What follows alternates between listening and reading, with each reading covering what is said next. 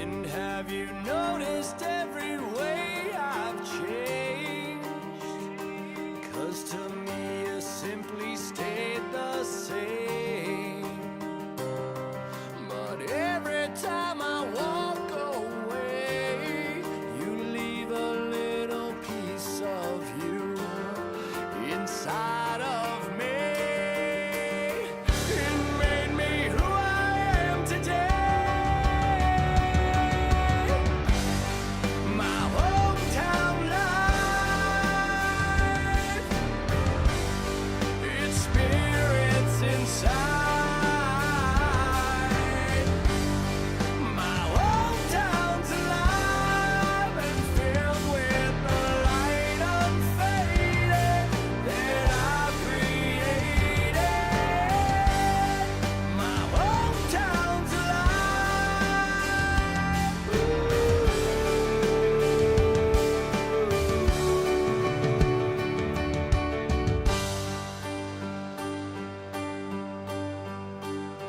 I walk around these streets and stare at the things that remind me of me. I take it all inside and breathe in the air that's so unclean, yet keeps me alive.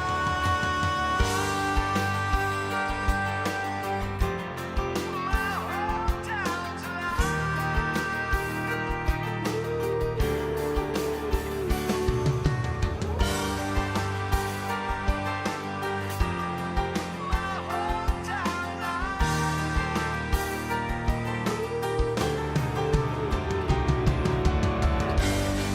my hometown life,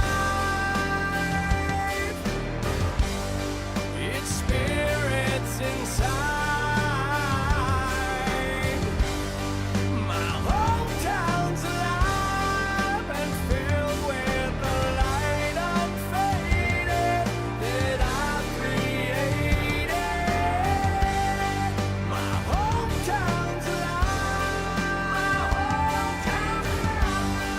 My hometown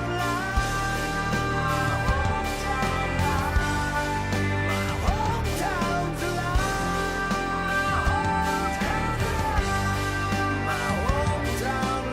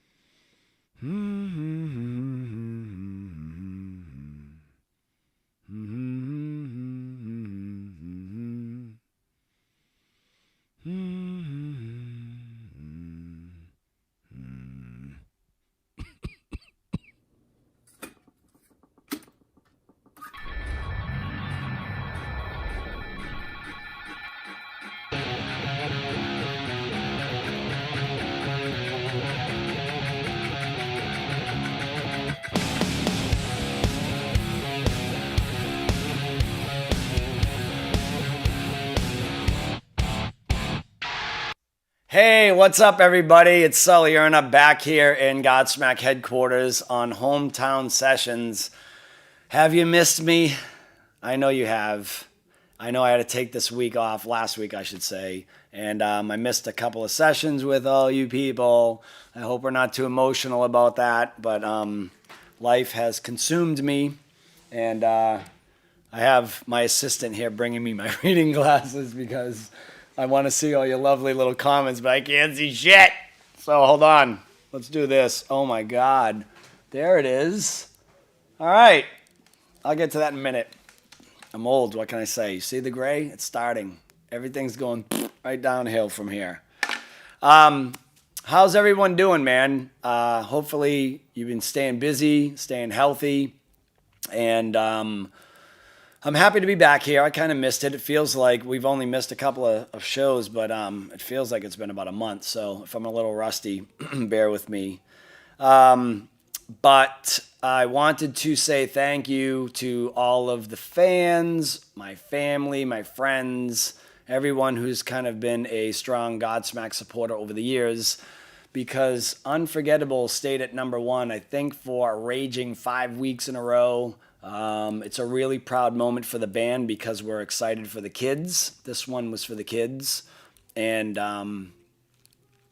it was really nice to see, them be the voice of this whole movement behind the video and the music. And we're hoping that it continues. Keep supporting Unforgettable. Request it on your radio stations. Pass on the YouTube video to everybody. And let's keep it alive, because the best thing that I would love to happen with this is that I'd love to be able to see the band be able to give these kids that contributed to this song a gold record. So that's the goal. Other than that, everything's been good. I have decided to take on the job of being a general contractor. A friend of mine was close to just having it a bit rough in his local restaurant, a small family-owned restaurant. And, COVID and all that stuff kind of gave everyone a good ass kicking. But we stepped in to help save them and convince them to do a complete remodel, name change, the whole thing. And I wanted to, help a small business survive instead of closing shop or just kind of staying steady. So that's been interesting, dealing with painters and flooring guys and plumbers, and really I just want to play music. So can fucking COVID go away so I can get back on stage and everybody can come to shows and hug and kiss each other again. So over this thing. Let's see what else. So today, since it's Thursday, we try to keep the theme of doing something a little bit educational, trying to learn about other people's lives and what they do for other people in healing and educational. And today I have a couple guests with me that I wanted to introduce to my people, my fans. This first gentleman I actually just did a really cool promotion with last November with my guitar company, Gibson Guitars, which is, to me, the best electric guitar ever made in the world. As most of you know, I only pretty much play Les Pauls on stage. Gibson Les Pauls, Gibson Explorers, ES335, stuff like that. And we did this promotion for the veterans, and it was a really cool moment to be a part of this, because this gentleman is the co-founder of a organization called Guitar for Vets. His background is a music teacher, a composer. He was a performer at one point, maybe still is. We'll ask him. And I believe it started back in 2007. And I want to bring him on the show because I think you guys will be really supportive and interested in hearing a lot about what this gentleman does for the military, for the vets, and staying engaged in that.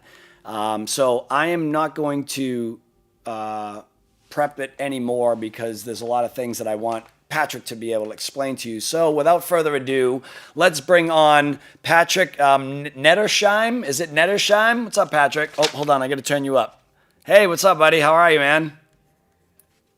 Hey, man. Patrick Nettesheim. Nettesheim. There's no H in it, or do you just, is the H silent? Now think of this. Okay, it's German. It means nice home or nice house. So it's Nettesheim. Oh, Nettesheim.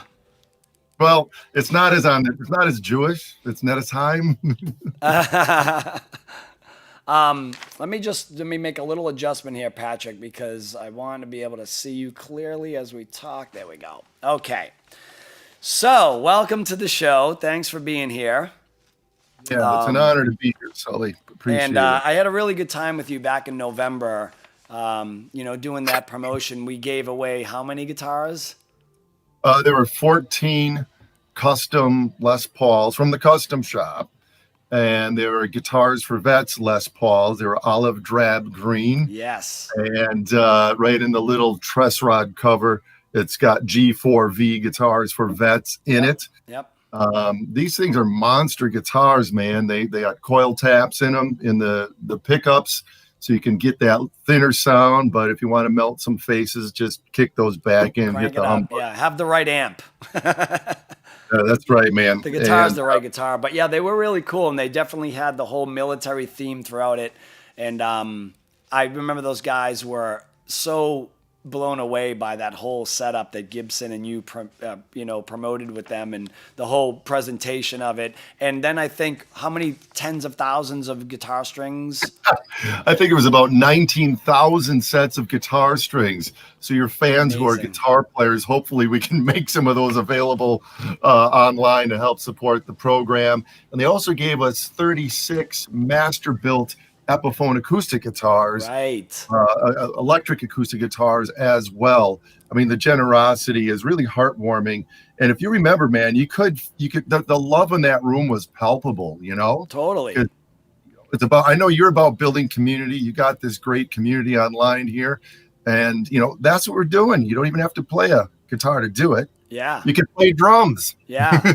Well, it's cool because, it also fits right in with the theme that I've always promoted and what we're doing here today with you, with our next guest who we'll introduce in a few minutes, and just the theme of what I like to spread around, which is how much of a gift music is in our lives and how much it heals. And I think that promotion really, displayed a great sense of healing to these guys, even for that moment where they were able to escape all the trauma that they endure and all the kind of challenges that they face with PTSD and those kind of things. So tell us a little bit about how you started this whole organization, because from what I understand, it was, I believe, a friend of yours who maybe became a friend. He was a student once or something like that. Yeah. And was he in the military? He was a Marine or something? Yes, it was in the fall of 2006, a gentleman was referred to me for guitar lessons. I've been teaching guitar since I was about 16, and at this point in my life, I was like, you know what? I love teaching, but it's always trying to pull somebody up, and I know where I lack. I want to start teaching myself. Cool. And so I was playing piano in a band and a couple other groups on guitar and so forth. And this guy was referred to me, and I didn't call him back right away. A week later, I called back. He had got another instructor. He asked me what my teaching method was. And I said, he's like, what book do you go through? Do you teach with? And I said, just a blank sheet. What do you want to learn? Because when somebody wants to learn how to play an instrument, it needs to be driven, by their own volition. I got a lot of guitar students that used to be piano students. I love piano. Yeah. But typically those lessons are taught very classically, where you've got to play this amount of time every day. You've got to learn these exercises. When parents would ask me, Sully, how long should Johnny play guitar? Often should he practice? I always say whenever he feels like it. Yeah. So, because then it becomes yours. You know that, man. And that's probably why you know how to play so many instruments, because nobody you can't force kids, that's for sure, because once you do that, then they go the other route. It's got to come from the heart. It's got to be a passion. It's got to be instilled in them. And music, I think, is instilled in all of us because it moves us in different ways, even when you're not a musician. But I do agree that, with my daughter, I faced the same challenge, because not that it's a challenge, but I didn't push her towards music. She already is incredible with music, and I know that girl has the gift. She has the gift because even from when she was little, I would sit her down at a piano and I would show her a small piece of a song that she liked. And, she didn't get it, and then she tried again, and a couple notes were right, and then again, and then it was halfway good, and then all of a sudden, 6, 7 times into it, she remembered it all, and then she wouldn't practice for 2 weeks, and then she would sit down by herself one day, and I'd hear her start playing this Dell song or something that I showed her, and I'm like, man, she's got it. She's got that gift. But I didn't want to push her in that direction because once you start to make them feel like they have to follow in your shadow, then it becomes a bigger task for them, right? Because they know that you're already like accomplished and stuff as they get older. And I don't want that. I want her to just use music as she needs to freely to do what it does for her. Yeah, you're a good father, my friend. That is the way to But inspire. it's like, oh, it kills me because I go, oh my God, she's got it. She's got that gene where like she can hear something, play it, but she's just not committed enough to like discipline herself on the amount of practicing she needs to do right now. It's gonna happen. It's gonna happen, man. Maybe. And so after I told this to Dan, the story that I just shared with you about my methodology in teaching, he said, "You think this instructor would mind if I changed over and took lessons from you?" And I had sent kids this guy too that I felt would fit better with him. So he did come to lessons. That's how close things came to not happening, to us not sitting here talking about this. Tell us his name again. His name is Dan Van Buskirk. Oh. So Dan comes into his first lesson. Nice Italian name. Yeah, northern Italy, right? Yeah. They're a little different, speak a little different Way language. north. Yeah, way. And Dan came to his first lesson and said, "You know what? I've always wanted to play, but I've got a disability." He said it's PTSD, which for folks who don't know that's post-traumatic stress disorder. And to acquire this disorder, you just need to experience at least one event where you feel like yourself or somebody you love is going to experience great harm or death, and there's nothing you can do about that. Now, that doesn't mean everybody who's experienced that gets into that place, and not it gives me a chill up the back of my neck just thinking about it, because if anyone out there is paying attention to what Patrick is saying, it's the worst thing that you ever want to imagine, right? It's that thing that like nobody wants to go there in their mind, but to understand PTSD a little deeper, what he's saying is imagine your child, your daughter, your son, someone that you love more than anything, knowing that you're going to have to watch them endure some kind of harm or death. Like that will change you mentally so deeply that it creates trauma and scars. And I know PTSD too is taken on different forms besides just in a military form too. So we can touch upon that, but it's heavy when you think about that concept. Because for me, of course, I go to my daughter and I'm thinking, I can't even go there, right? Because it's so heavy that I go, if anything like that, I couldn't handle it. Well, absolutely, man. And but what we find, or how do you handle it, right? That's probably the question now for them. Well, when we share these things with our brothers and sisters, and I call us all that, we're only removed by time and distance. There is a comfort to that in this community, that we are not alone. And I know you've worked hard in your career to destigmatize things that have to do with mental illness, and we really come together on that piece to get civilians to understand what combat vets in particular have to go through, because that's, they lose their buddy in a battle. They've got to go back to work the next day. They can't sit and mourn that. So that stuff just compiles, and then it'll lead to depression, anxiety, panic attacks. If odds are, given the percentages, folks watching, some have had panic attacks. They're the worst thing in the world, man. They suck. Yeah, they're that awful. Would be me. Yeah. 2 years in and out of emergency rooms over it.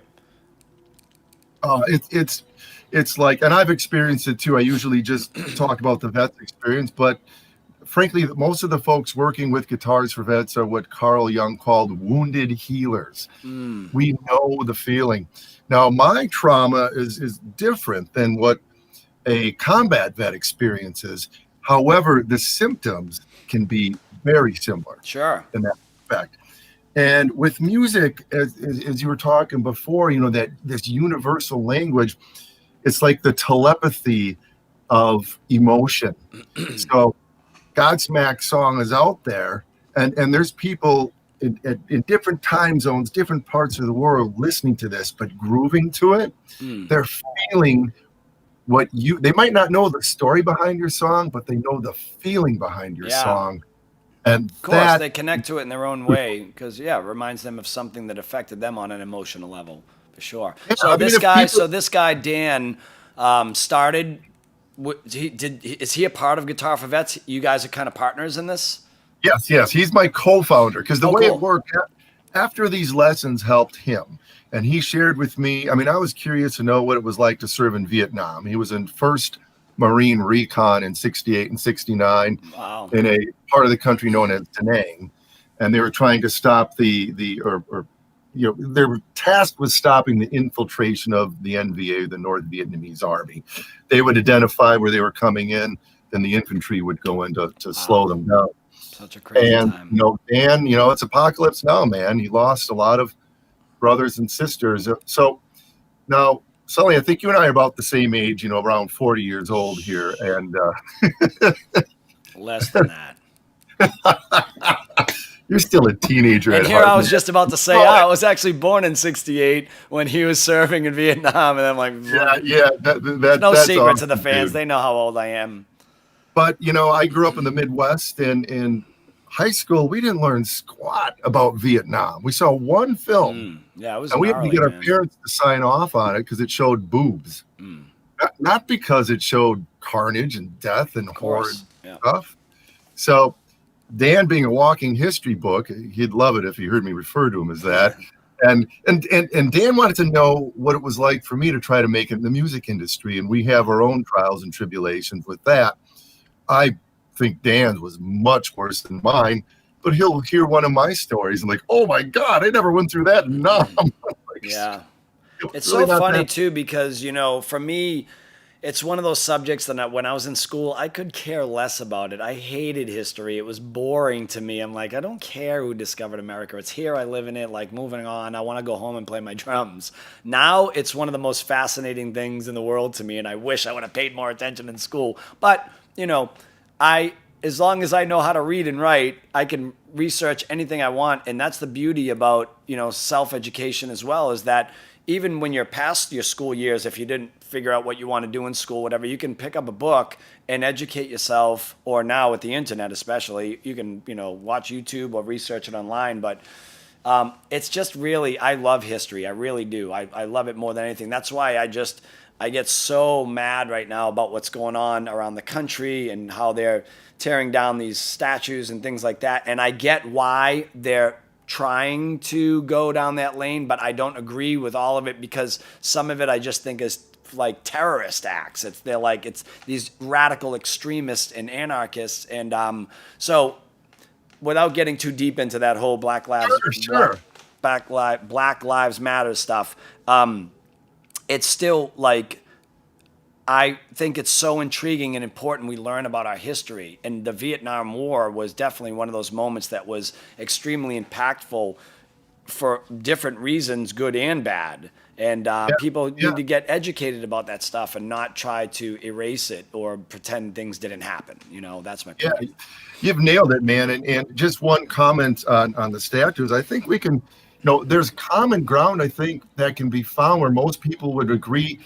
At the least, they should be in museums. They don't destroy them. Yeah, right. You can't destroy. Yeah. But, regardless of how you feel about them, they are a part of who we are as a nation, and we cannot hide that or make it disappear. Let me say this too, to echo that a little bit. Not only that, but how about it helped shape our history no matter which way it went. So even if it shaped our history in a way that Black people don't agree with, because some of them were slave owners and things like that, it still was a part of the path to get you to this point, to create this movement, because without that happening, you wouldn't have this opportunity to be able to do what you're doing and make a real change for the people who have suffered. So there's a lot of different opinions out there. We probably shouldn't go down this rabbit hole. No, I love talking this stuff with you, Sully, because here's the thing. At the end of the day, I would say 95% of the people in this great country simply love this country, Yeah. and we've got Oh, so yeah. much in common with each other. Way more And them than the other radical people, that's for sure. got it, man. So And listen, let's get back to Guitar for Vets, though, because this is what we're on here for. I want people to understand more about what you do, and I want them to understand what you have coming up, because it's important that they follow you guys. And if there's so many fans out there too that probably come from military families or that support it for some reason or another because it's close to their heart. So this whole organization gets developed 2007 with you and Dan, and now you guys are at a place where what's the mission for Guitars for Vets? What are you trying to accomplish? Let me lay it out there. Let's give you the elevator speech. So the lessons helped Dan so much, where if he woke up with night terrors, he could pick up his guitar and strum it and self-soothe. He suggested we go to the VA and we play for some of the men and women in the spinal rehab unit in Milwaukee, Wisconsin. On the way down, I stopped by a music store. A good friend of mine, his dad, who served in the Korean War, had recently passed from complications of war trauma. He gave me 2 guitars to give away. So we went there with the intention of just playing. We gave the 2 guitars away. These 2 dudes that we gave it to lit up like a holiday. Yeah. And we knew right away, Sully, we had to teach them how to play. Yeah. And that's where it began. I Googled Guitars for Vets. It did not exist. Those 3 words in a row. I was already good at not making money. So we did a nonprofit, and before you guys. That means you were a really good musician. You got it. I mean, you probably remember those days, my friend. Oh my goodness. So it's grown to we got over 110 chapters throughout the U.S. at VA medical centers, community-based outreach centers, vet centers, and colleges. Killer. Of course, we're doing a little bit of a virtual shift right now because we can't do in person in VA hospitals for various reasons. Mm-hmm. However, we've given away more than 4,000 guitars. Wow, that's so cool. And we teach these men and women how to play. So they each get 10 one-hour private lessons. Oh, wow. I didn't know that. Yeah. Oh, that's very cool. So you're not just doing a raise and giving away guitars and kind of changing people and pushing in that direction. You're actually offering how to teach them how to use these instruments as well. Oh, here's the thing, dude. They practice on a guitar that the community gives us. We do guitar drives, and they can take those guitars home. And if they make those 10 one-hour weekly lessons, they get a brand new guitar, like one of the Wow, I get it now. That's really cool. So was that a part of what we did with Gibson? Did they already get to those points? They did their lessons and all that? Or was this a special giveaway for something different? Those guys were graduates. So those dudes, Nuggies or Nugness, and those other guys, that were on there. Yeah, they made it through the program, and this was a badge of honor for them. Very cool. And one other thing I want to add, Sully, is they go into group lessons after they graduate. And that's where the teamwork, the camaraderie, the higher purpose, the mission stuff, it all comes together then. Wow. And we can't stop people from committing suicide if they really, really want to do that. You can stop them some of the time, but I've had, we all know somebody who's we've lost to that. However, what you can do is you can inspire them to continue to want to live. Right. And these folks wouldn't be watching your podcast if they weren't inspired by what they hear. Yes. Amen to that, man. I love that, and I think it's so true. Is this a podcast, by the way? I thought we had a TV show. Huh? You guys fooled me this whole time. This isn't on a network? I thought we were on NBC Studio somewhere. Sully, we're 2 peas in a podcast. How do you like that? That's good. That's amazing, man. And so, again, we have your information up on the screen, too, for anyone who wants to continue and jump on board and start following Guitars for Vets. You guys should pay attention to this organization. They're doing an amazing, amazing thing for a lot of amazing veterans. And, these guys are really, I got to tell you, man, I hope everyone at least doesn't go down the wrong rabbit hole of what's going on in this country right now, because in the end, we need our military, we need our police forces, we need the people that keep us safe and law and order, because you have to have organization. You know, you can't just like run amok here, because then you're anarchists and you're following that whole thing. And I don't agree with that.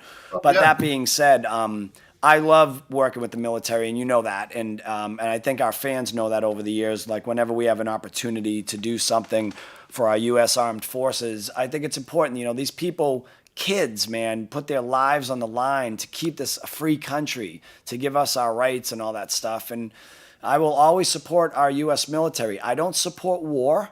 I don't support the concept of bad government and things like that, but I will always support our military, because they are just doing our job. They're doing the job they've been asked to do to keep us safe and keep us free. And for that, I don't know why anybody wouldn't help support them, and especially when they're the ones there putting their lives on the line every day, you know? You are absolutely correct, sir. And I always tell people when I speak, we don't try to reach across the political aisle. We strive to eliminate that. And war should be controversial. So go to your politician, not your troops, not our brothers and sisters who have laid down lives. That's right. Yeah, no, it's not them, man. They're just doing a job they've been asked to do. And a lot of times I know too, because I've spent so much time with military and veterans. A lot of times they don't even know why they're going to do this job. They're in the military, they have orders, and they have to execute certain plans. And sometimes they go in blind, not even knowing like really what the bigger thing is that maybe is behind the politics and all that. So, you know, again, I think it's important that we support, and especially when they come back. Like the worst thing you can do is be, you know, thumbs down and spitting on people like this. Like these guys deserve so much credit and so much of our attention and love and stuff that you guys are doing, like for Guitars for Vets. So congratulations on that, man. Keep up the good work. I know I'll be seeing you again soon, because we have more work to do, and I know we've been talking about trying to get something special done together with our little Can't say yet, but I'm trying. We'll make that happen. And a special shout out to Naomi at the Scars Foundation. Naomi, she's always looking for her plug, man. I know she's watching right now, Naomi. She's got more plugs than a bathtub. Superstar, you. But for the people that don't know, Naomi is our executive director of the Scars Foundation. So she's the one that kind of takes care of all our events and administrative stuff and all the crazy stuff that I just can't seem to wrap my head around. So she's definitely one of the hidden heroes behind this whole organization. But Patrick, man, thanks for coming on. I really appreciate your time. We'll be in touch. Good luck with everything, man. Keep doing what you're doing. It's great, positive stuff. We appreciate it. See you in the stars. All right, man. Take care. Have a good one, brother. So, I have another surprise for you guys, another guest that we're going to bring on. This now can go away. My signature move is right there. And I wanted to introduce all you guys to another special guest that we have today. Her name is Monica Rubin. She is the owner of 3 School of Rock locations, and we'll figure out where all those are. She's also the vice president of the RSFA, which is the Rock School Franchise Association. And oh my goodness, there's such a list of things that this lady has accomplished. I think it's probably going to be best that we bring her on so we can dive into all this stuff. So please welcome to the show, Monica Rubin. Monica, you there? I'm here. Hi, Sully. Hi, how are you? I hear you're a fellow Sicilian. I am a fellow Sicilian. That's right. My name is Assunta Monica Pedalino Rubin. I mean, come on. Wow. Holy monkey. I know, my mom went crazy. Where were you? Were you born in Sicily? I was made in Sicily. My mother was given an opportunity to play bass at Carnegie Hall. And 9 months pregnant, my mother's like, "You're not going to America without me." So she went on a plane 9 months pregnant. I was born 3 weeks later. Wow. So I was made in Sicily here. Wow, amazing. That's very cool. Yeah. So you're the owner of 3 School of Rocks? Mm-hmm. Wow. Yes. Tell me a little bit about that. First of all, where are they? They're in New York on Long Island. I have Rockville Center, Syosset, and Huntington. And I got involved with School of Rock, I don't know, about 11, 12 years ago. My son was a student. He's a musician. And we fell in love with the program. You know, when you have a 4-year-old kid at home that sleeps with a guitar next to his bed and wakes up in the middle of the night to write, you know there's something there. Yeah. And we thought School of Rock was the movie, and instead the movie was inspired by the school. The school came first. See, that's what I wanted to ask you, and maybe you can help some of the fans understand too, because I thought it was the movie and then the school got inspired by the movie, but it's the other way around, right? So they wrote a movie. Yep. Well, that makes sense though. So when do you know? Sorry? The first school was in Philadelphia. And what year was that? That's what I was going to ask. When was it developed, you know? 94. Oh, so it was 90s? Yeah, it was the 90s. Cool. And it was an independent film that was called Rock School, and that won the film festival. And then the Jack Black movie came out after that. Which I know a lot of people have seen because I love that guy, man. I get teary-eyed. Yeah. So tell the fans a little bit about what School of Rock actually does in real life. You know, I could tell you that we're a music school, but that doesn't even begin to scratch the surface. We're a home away from home, and School of Rock is a culture. It's a culture for the kids. It's a culture for the parents. You know, sometimes I feel like it's my little island of misfits as well, because I get kids that come in there and they've never gone to a birthday party. You know, they don't play sports. Sometimes they get bullied in school, and they come to us and they become the coolest kids ever, not because of us, but because they pick up a guitar for the first time and something happens to them. Yeah. You know, I had this one student who she used to hide behind an amplifier, and she was amazing. And now she's flying off the stage, knitting factory, you know, walking the crowd, and her personality changed. My son changed because of music. Yeah. You know, I don't know who he would have been without music and his guitar. Yeah. It's the most incredible gift. It really and you is. have it until the last breath. Yeah, that's for sure. I've preached this over and over again. It's such an anomaly. It goes way beyond just being something that's so generic that we just sit and listen to and go, oh, that's Aerosmith, or oh, that's so and so, and you just kind of rock out to it. It's I've broken this down for the people before, and this is the first time me and you have spoken. But I'll give you a little snapshot about some of the things I speak about in my solo shows, which is what an anomaly music really is. Because when you think about music and how it's just a bunch of chords that you blend together, you create a melody, and you start to develop a song lyrically or just musically. But when you continue to break it down, a chord is nothing but a sequence of notes, right? But a note is just a frequency. And a frequency is nothing more than a simple vibration, right? So you pull a string tight, it makes a high-pitched noise. You loosen it up, the pitch goes lower, though it creates sound waves. But the big mystery about music to me that blew my mind at one point when I came across this epiphany is like, wow, it really is nothing more than something vibrating, right? A piano string vibrates, a drum head vibrates, your vocal cords vibrate, your eardrums vibrate to pick up those vibrations. So you're not hearing music, you feel music. So if music is nothing more than simple vibrations, why does it create emotion? And that's the mystery behind music. That's the true gift that I'm not sure if any of us are qualified to answer. We're not. And, you know, it's funny because with music, you can hear a melody and it takes you back to a certain time in your life. You know, you can hear a certain vibration of the music. The Rocky theme song, I don't care how, and I'm dating myself, I don't care how old that song is, it gets you so pumped up. It gets you feeling, and you feel like you can conquer the world. And That's so, funny. but then I remember the song that was playing, you know, when I met my husband, and it's just cool. Music is the soundtrack to our lives, right? It is. That's Absolutely. what it is. And it's funny you bring up the Rocky theme of all things, because I box. That's what I do for a workout. And my alarm goes off and it's the Rocky theme because I want to get up. And you're right. That song just kind of motivates you and makes you believe you're maybe something more than you are. But my goal is just to get out of bed at 52 years old. That's the goal at this point. Tell us, so School of Rock, so you guys, now, is this something that's like you get scholarships to? Is there a tuition for it? Tell us a little bit about how people get involved if they want to be a part of School of Rock. Sure. So School of Rock is the biggest music school and a franchise in the world. We are global. There's schools in Wow. Brazil and Canada, all over the U.S. I don't even know what number they're up to. Like, it's over 250 franchises. Wow, cool.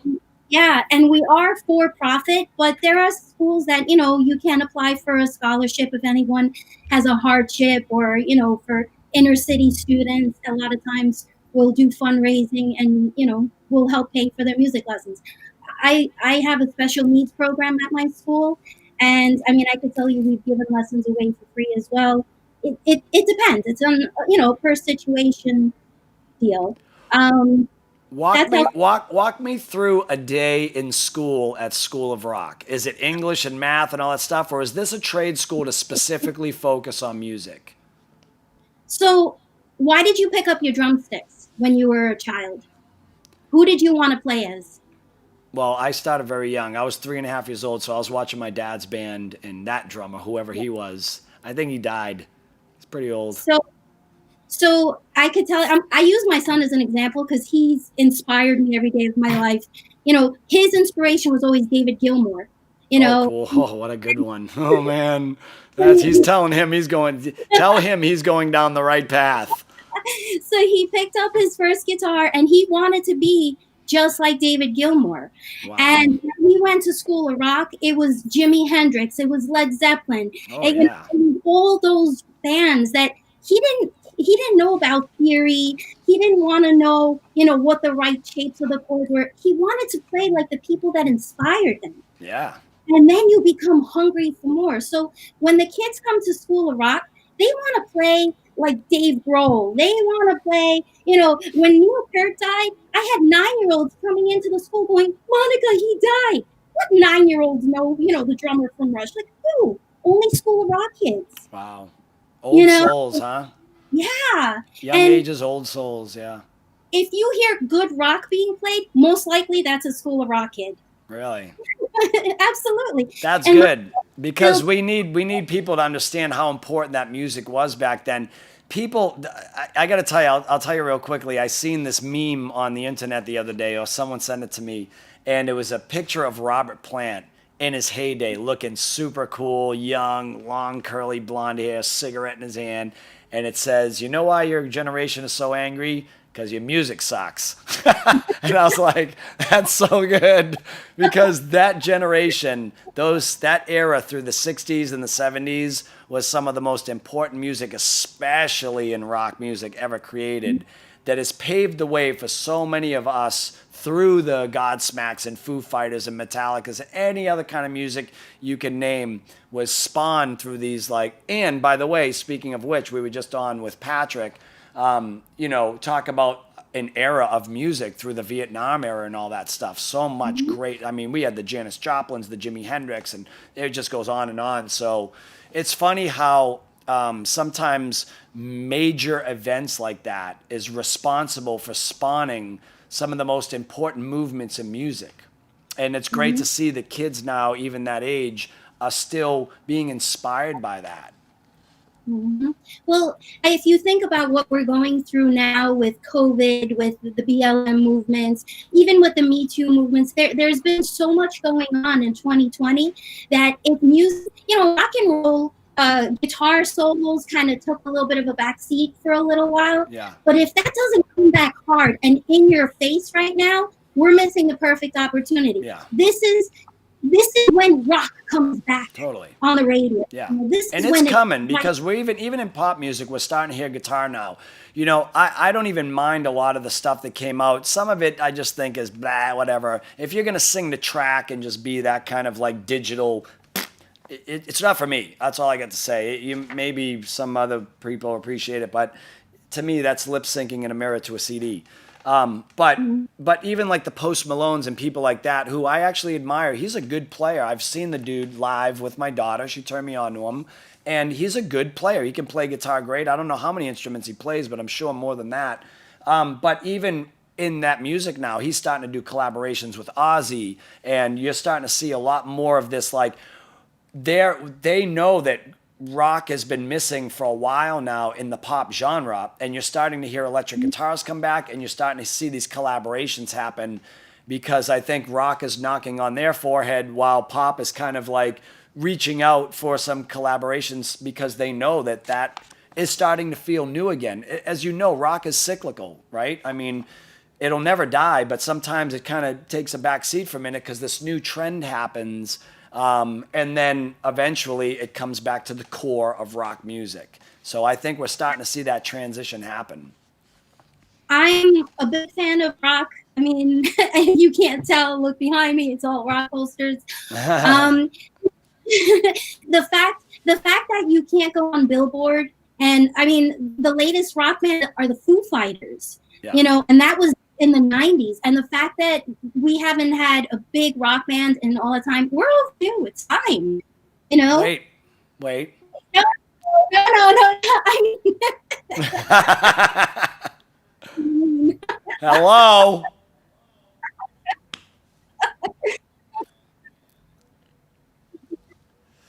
it's time to bring it back. Did you just give me the sad trombone? Was that what? Because she didn't recognize that Godsmack's just a little bit of a big band in rock? A little bit? We only had 4 number ones on this record. What do you want from us, Monica? Under Your Scars is phenomenal. Thank you. That song is phenomenal. It really is. So yes, you are a true rock band. I'm just kidding. A lot of kids are listening, and you know they're like, "Grohl." Nay, listen, man. I'm a huge fan of the Foo Fighters. I love Dave Grohl. He's a great friend of mine, and maybe one of the funniest dudes I've ever met. If there was anyone who deserved to be a rock star, it's that dude. Like, he's got the personality, the charisma, the music. Everything he touches turns to gold. He's the real deal, and I love that dude. Tell us tell us a little bit about this RSFA. So the RSFA is the Rock School Franchise Association, where you know, we represent some of the owners from the School of Rock, and we volunteer our time to assist our fellow colleagues. Recently, we've partnered up with SCARS, which I'm really excited about. Coming out of COVID, there are going to be a lot of kids. I could tell you, and here's where it gets sad, is in my school in the past 4 months, we've had 3 attempted suicides. And, you know, kids didn't know how to handle it. And they've to the School of Rock, they've played music because it's an escape.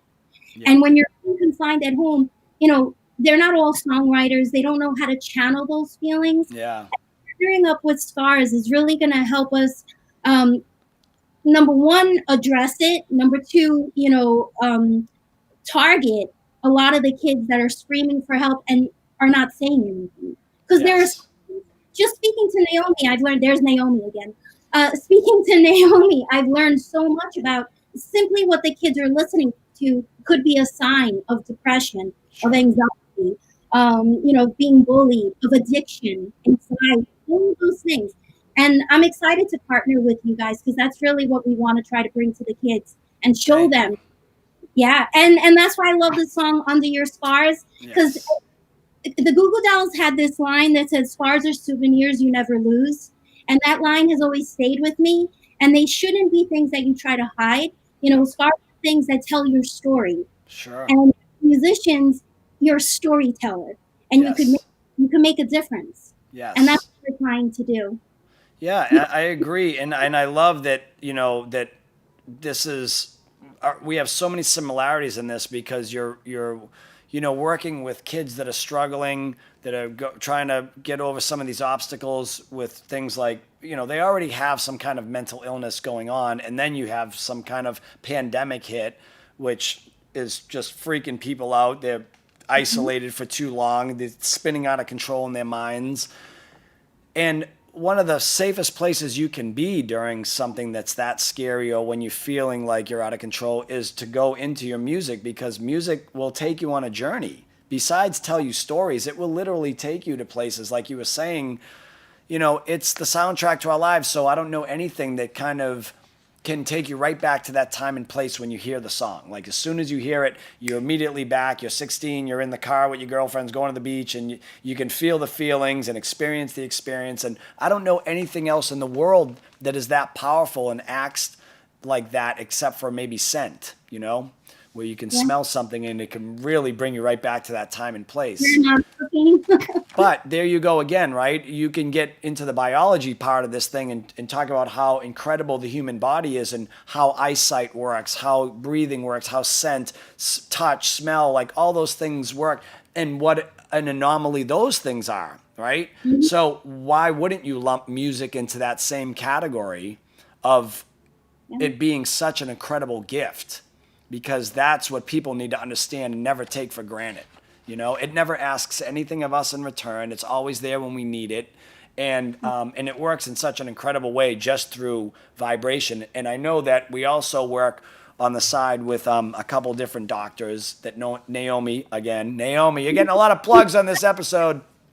Has introduced me to, and they work with the neurology side of it, like the brain waves and all that stuff. And they're trying to even figure out why a certain frequency can make you feel heavy and sad, why a certain frequency can pick you up and get you motivated or focused, or, you know, it's amazing that it's like touching these different sensors in your body and it's making you react a certain way. And I actually do this demonstration sometimes when I play out live acoustically, where I'll show people what an E chord is, right? Just a major E chord. And then you can like lift off one finger and just change the frequency, and all of a sudden it becomes heavy and sad feeling. And I'm like, who made that decision? Who decided that this frequency was going to make you feel sad and this frequency was going to make you feel happy? That's the anomaly in music to me. It is. Yeah. You know, music is one of the most powerful tools that, you know, and it's most powerful gift that we have. And it starts from in utero. I mean, think about it. What else do you have that you could start listening to in utero or experiencing from that early on? Yeah. You know, baby Mozart, and then you come out and babies.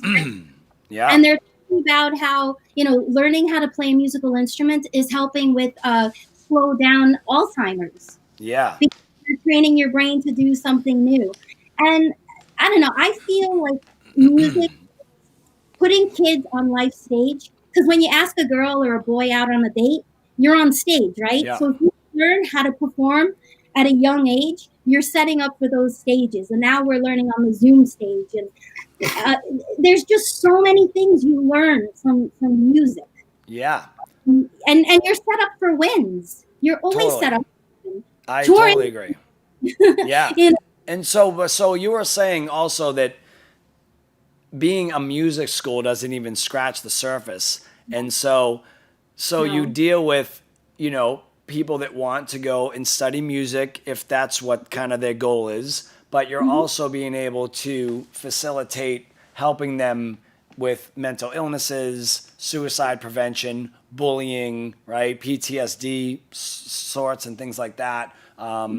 Do you find yourself dealing with addiction and stuff like that at the schools as well? Because, you know, I hate telling people this, but, you know, we're artists in general, right? Actors, actresses, writers, you know, novel writers, musicians, you know, entertainers and artists in general, for some reason, are really prone to becoming, you know, manic depressant, addicted, you know, bipolar. We're a mess sometimes, and it's crazy because we're in a different world and we think in a different way and we process things differently, and it's really hard to connect a lot of times with people that don't understand what it's like to be an artist and having these little bolts of lightning pass through you, right? Because we're like a vessel sometimes. We don't sit down and go, hey, I'm going to write a song today and here it is, blah, blah, blah. It's like a movement that happens to us. Like something passes through you and it comes from somewhere. And that's another kind of anomaly, right?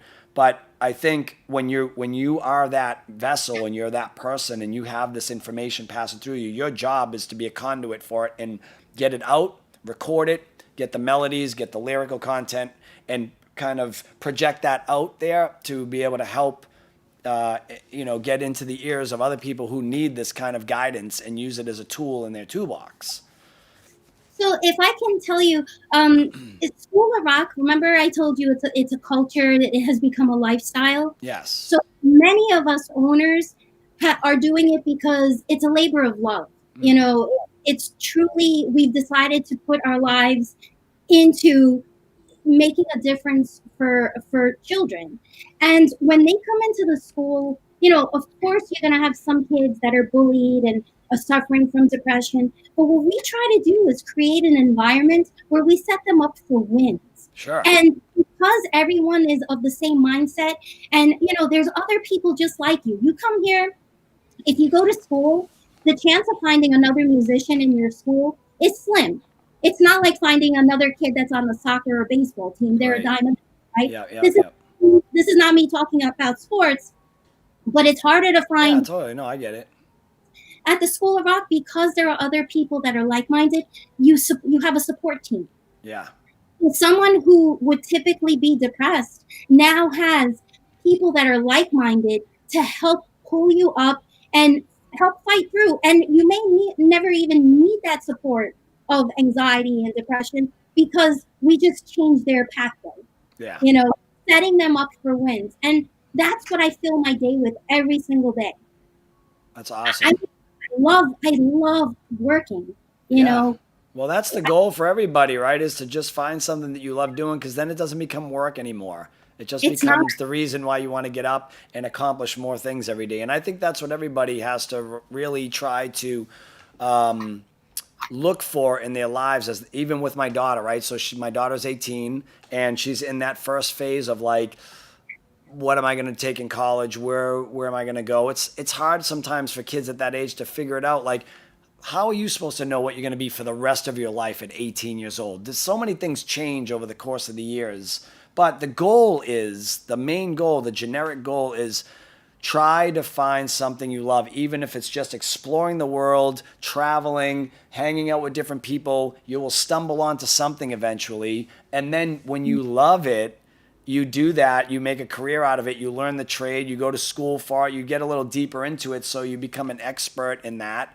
And then you just love doing what you do every day. And that, I think, is what people should strive for, no matter what or who they are now.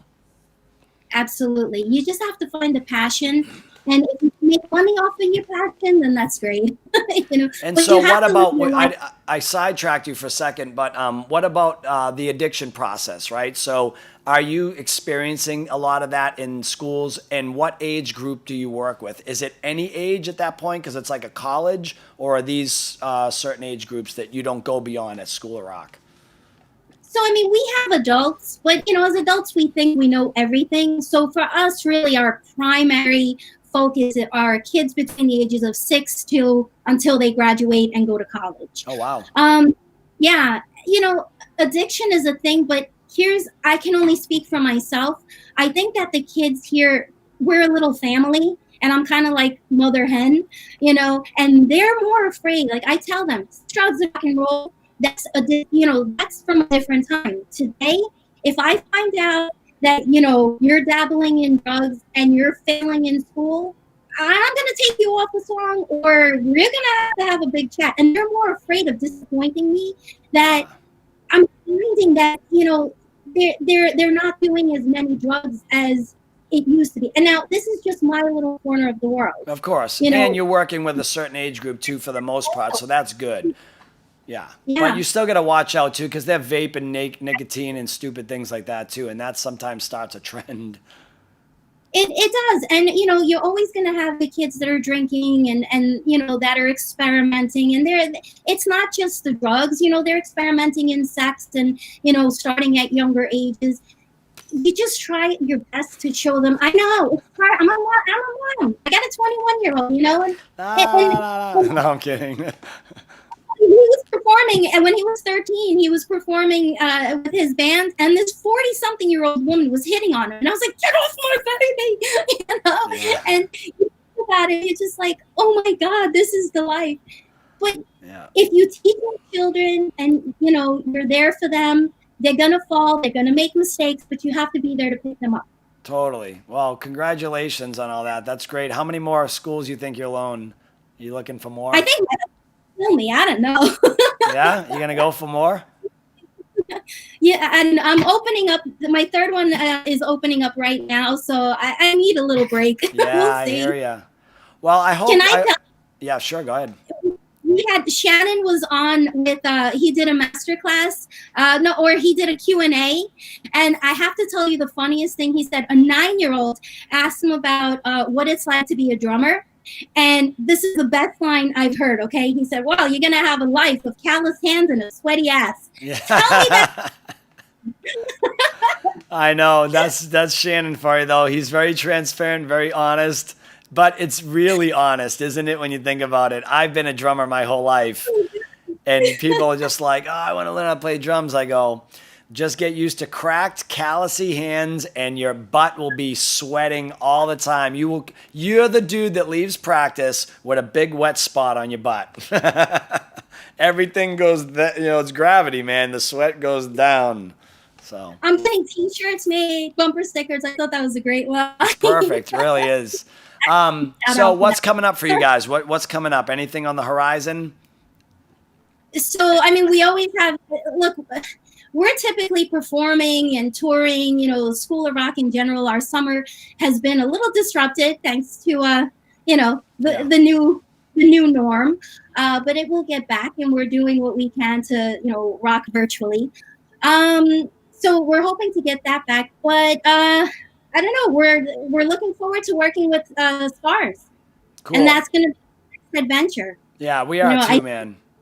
Week, yeah, for sure. We're definitely glad that we're connected now in this way, and I think we're going to help. And I think I love that the age group that you work with. For me, it's one of my favorite age groups to work with. Is to get them before they're too influenced, even right before high school. You can just get them right on that cusp, because once they get to high school too, then they start really meeting their clique and their friends, and they go down that path, and it's sometimes hard to convince them that it's not cool to do that. And so I really enjoy trying to show people cool in a different way, and not about like sitting in the woods with a bottle of vodka and smoking cigarettes. So congratulations on all that. Let's try to connect again soon. Thank you for coming on the show. I hope you visit me the next time you're in New York. Definitely. Yeah, I know. Hopefully traveling is going to happen soon, because I'm starting to freak out a little bit, and I want to get on stage, and I know the fans want to go to a concert. So I think 21 is going to be a magical year. I think we just have to get through the rest of this year, use it as like a rehabilitation year, but start doing the work to get us prepped and ready for next year. So for us, we're going to work on new music, get a record out next year, and anybody else who's out there trying to figure out what you do when you're home all the time, start getting your projects going, because we can get everything released next year, and everyone can meet up again and start celebrating, and maybe never take our freedom for granted again, right? Because that's another thing that I think people are getting tapped on the shoulder, realizing that, wow, even people my daughter's age and all that, the millennials, they're just free, right? They're just, and all of a sudden now they've been like locked down, and they go, see how quick life could change? So spend time with your family, spend time with your parents, go see your grandparents, call somebody that you haven't called in a while. Take that minute to breathe for a second, because in a heartbeat, it could change. And, thank God this one wasn't an airborne global killer, but you can kind of see how quickly this thing could shut down. Within 2 or 3 months, our world changed immediately. So thanks for having me on, and I can't wait till the next Godsmack concert, because I promise you I will be up there screaming. Awesome. Yeah, we'll be there, man. And we'll connect again through Naomi, and we'll get some of the kids out to some shows too. That'll be fun. That would be awesome. We would be more than happy. Oh my God, you would make their day. Yeah. Yeah, that would be great. Thank you so much. Of course. Have a great night. We'll see you again soon. Ciao. Ciao. Ci vediamo. Buonasera, ciao. So thank you guys again for tuning in and watching Hometown Sessions.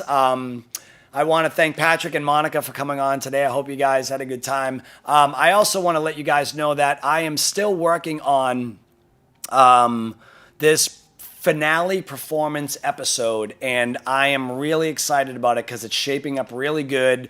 We have some amazing performances from some of my dearest musical rock and roll friends that have been on the show and has graciously given us some really great performances. So what I want to do is I want to promote this in a way to really help the Scars Foundation even further, to be able to give these experts, the sources they need, the finances that they need to deepen their research, to help continue to prevent suicide, to be able to work with addiction and bullying and PTSD and severe depression and all these different categories that we work with tirelessly through the Scars Foundation. Please continue to pass the word around and get people to donate. Go to scarsfoundation.org and try to help become a part of our team. We need more people on the street spreading the word. We need to create a bigger street team, and we need people to be more aware of all these mental illnesses, because we've had a pretty good run lately where we haven't lost some of our favorite artists. We have in the past for sure, but when it happens, it's just so striking and so shocking to us when we lose our Chester Benningtons and our Amy Winehouses and our Lane Staleys.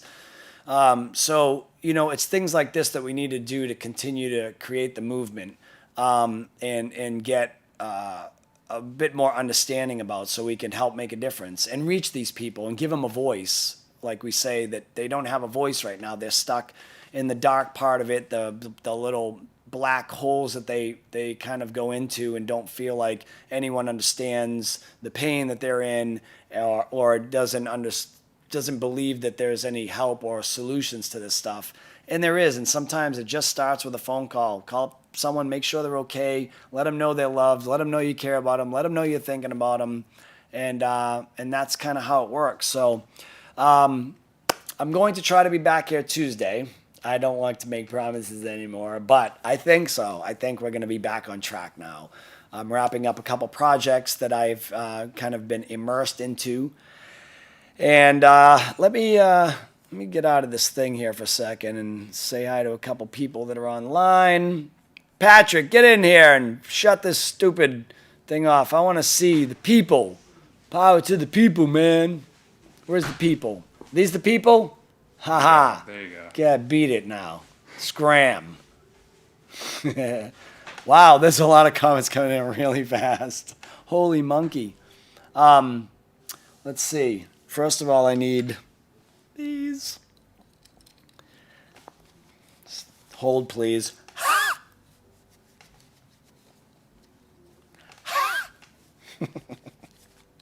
Okay, let's see.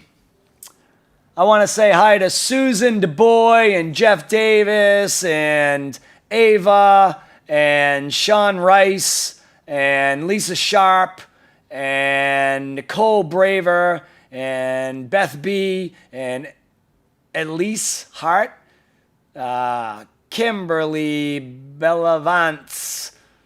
Yeah, who else we got here? Joanne Parsons, Jeff Davis, I said Jim Sked, Vera Bodie, Debbie Adams. There's a lot of you here, man. Thank you guys all for showing up tonight. I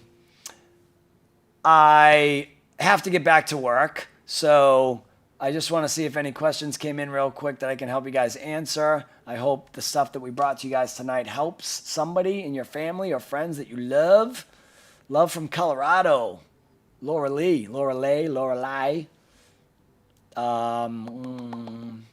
Desiree Lampkins, hello.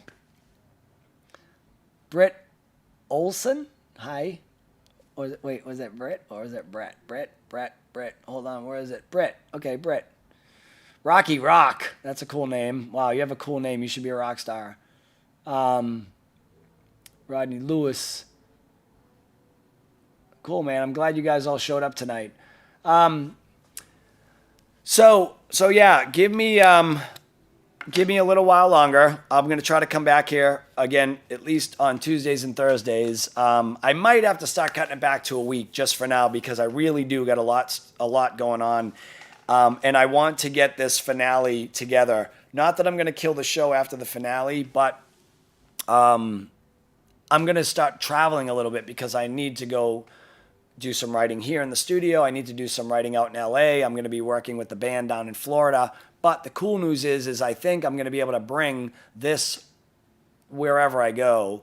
And when I'm down there with the boys in Godsmack and stuff like that, we'll be able to kind of do it as a group and really kind of get in with all you guys and talk to you and chat and answer more questions and stuff like that. So for now, I'm going to bow out, but keep your eyes on my Instagram, okay? Anything social media, let me just mention this right now. If you do not see a blue check mark next to my name, it is a fake. It's an imposter. I've already had people trying to reach out to fans and manipulate them to send them pictures and do weird, creepy stuff or money at times. Let me tell you guys something right now.